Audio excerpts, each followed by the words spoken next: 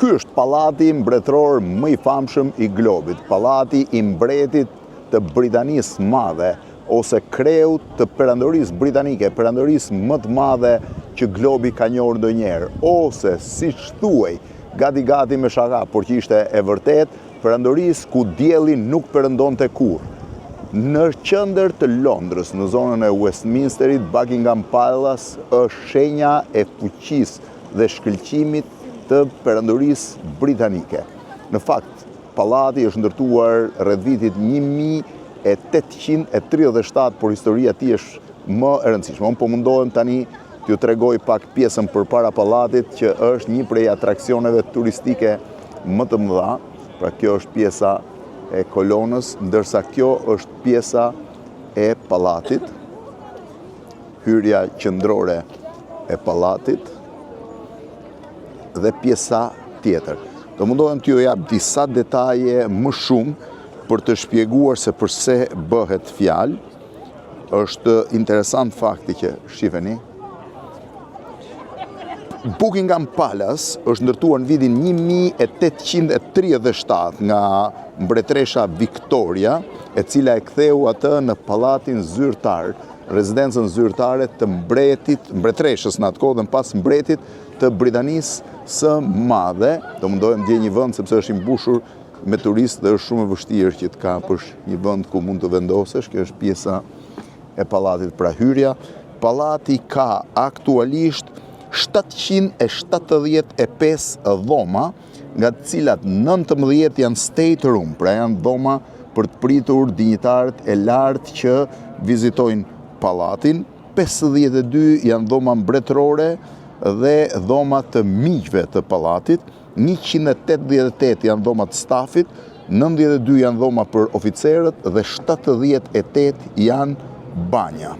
Gjëja më interesante është që, tani po e kthej nga vetja, gjëja më interesante është që ndrrimi i gardës mbretërore përpara pallatit është një prej atraksioneve më të mëdha turistike të Britanisë së Madhe, dhe numri më i madh i njerëzve që vinë për të fotografuar dhe për të bërë video është zakonisht gjatë ndryshimit, pra gjatë shkëmbimit të rojeve.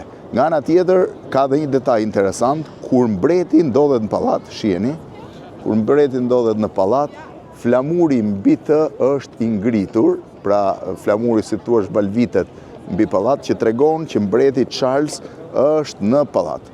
Tash është ngritur në duhet shkoj në këtë drejtim sepse drita është më e mirë, në 1837. Përpara kësaj kohe, në fakt, rezidenca e mbretërve britanike, ata kanë pasur disa rezidenca, ka qenë pallati i St. Jamesit, edhe kjo kolon këtu është shumë e bukur, që është përballë pallatit.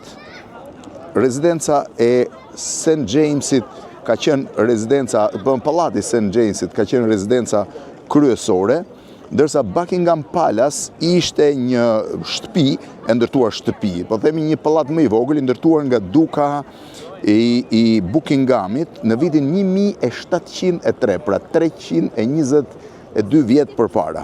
Në vitin 1761 atë e bleu mbreti George III i Anglisë për ta shndruar në rezidencë të gruas së tij, ndërsa në vitin 1837 vendosi që kjo rezidencë të shëmbej dhe të ndërtohej Buckingham Palace, pra i zmadhuar, që u bë rezidenca e parë zyrtare e mbretit të Britanisë Madhe. Shihni tani se sa njerëz ka vazhdimisht në pjesën përpara pallatit. Rezidenca u ndërtuar në 1837, sikur se thash, me 775 dhoma brenda saj. Sipërfaqja totale e Buckingham Palace është 80.000 metra katror, pra 80.000 metra katror të ndërtuara, ndërkohë që brenda saj ka një sasi me një vlerë të jashtëzakonshme të artefakteve historike dhe të rëndësishme të historisë së Britanisë së Madhe.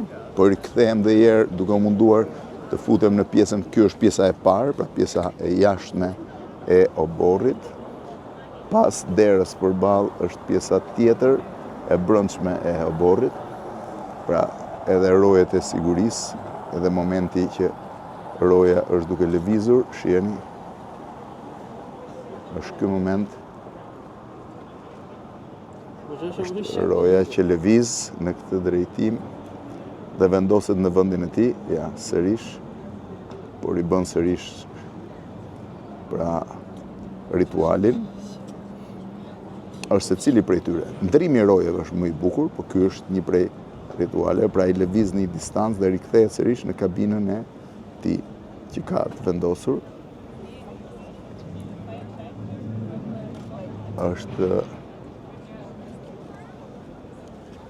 Është një prej rezidenca më të famshme në botë, sikur se thash, sepse për arsye se mbreti i Anglisë është mbreti më i rëndësishëm ka qenë mbreti më i rëndësishëm i globit. Brenda tij është salla e fronit mbretëror, janë rreth 22 zyra në mos gaboj, në midis të cilave përfshihet edhe zyra e 20 dhe zyra mbretërore, pra janë 22 zyra të mëdha, dhe njëkohësisht gjëja më interesante e saj është gjëja më interesante e pallatit mbretëror është fakti që të gjithë pritjet mbreti i bën në pallatin mbretëror.